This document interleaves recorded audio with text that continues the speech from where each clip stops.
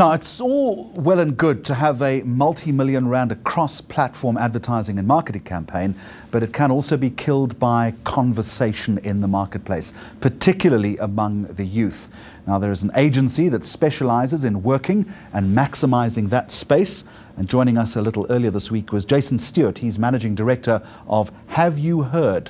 So the first question, it's an obvious one, just how powerful is word of mouth? It's extremely powerful. Word of mouth is very much based on recommendations and generating recommendations for brands and products. And a recommendation based on a study by Millward Brown is 1 in 3 recommendations is acted on. If you contrast that with traditional advertising where 1 in 325 messages generates awareness, you can see the relation of how powerful it is.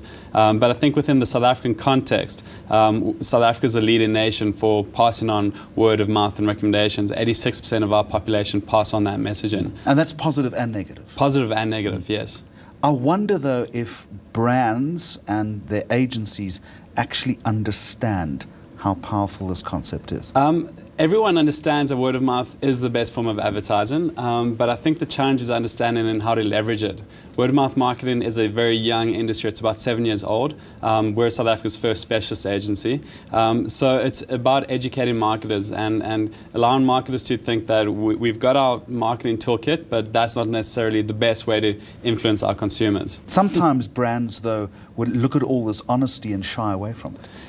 Yes, and that is a problem, because if there is negative feedback, we need to hear that. And I think if you look at a country like the States, where consumers have no problem with speaking to brands about negative experiences, that if they go to a restaurant, they'll tell the manager they had a bad experience. South Africans don't. So a lot of the times what we're finding is that brand managers aren't aware of the negative perceptions about their brands, because they're very much stuck in the boardroom.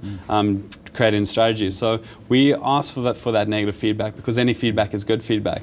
And it's not really the negative feedback that's important, it's how the brand reacts to that. So we also control that and get the brand involved in sorting that out. But these days consumers own brands anyway, and if brand managers don't understand that, they've got to get their heads out the sand, because you look at Twitter, you look at YouTube, you know, we're ahead of all the brands in communication and conversation anyway, aren't we? Yeah, completely. And I think Twitter and YouTube and Facebook are good examples, but if you look at the township market is Facebook on steroids. And so it's understanding that all that kind of social networking is happening, and it's been happening for ages within the community. So brands do, and I think marketers need to be less of marketers and more of kind of psychologists first, or kind of anthropologists, understanding consumers and what moves them, and then looking at how to influence them. All right, we've been talking in broad theory now. Yeah. Let's channel this. You find or source what you call influencers.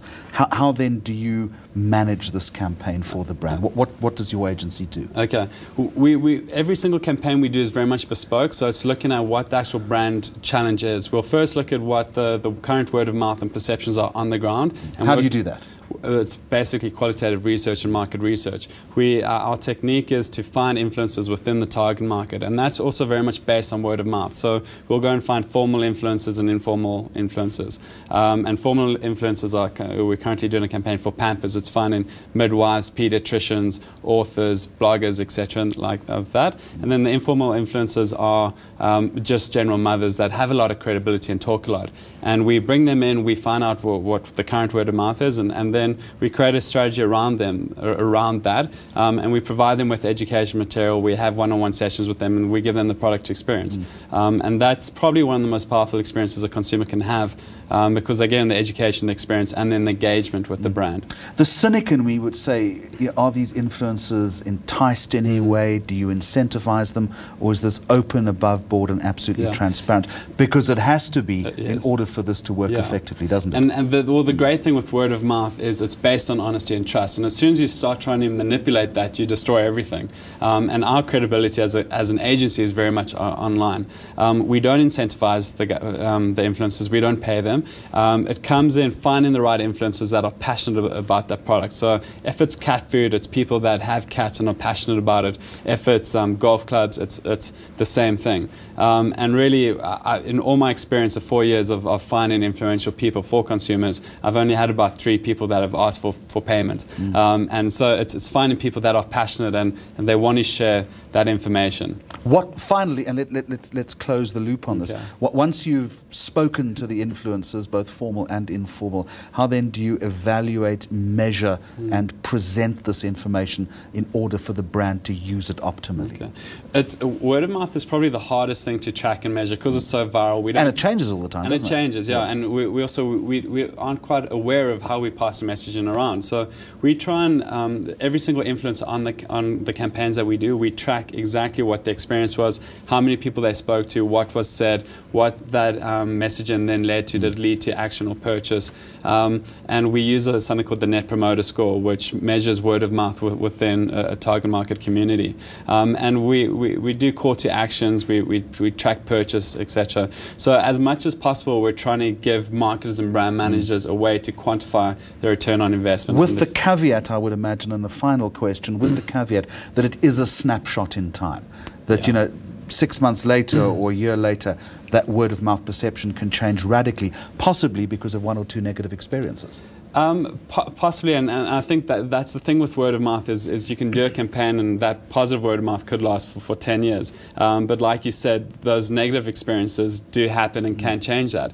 What we do is look at how we can build sustainable relationships. So we could have a campaign with 1,000 influencers, and once we do a campaign, it's about the brand actually kind of tapping into those influencers, giving them more kind of education products or reason to talk about. So you're actually managing and controlling that as best you can.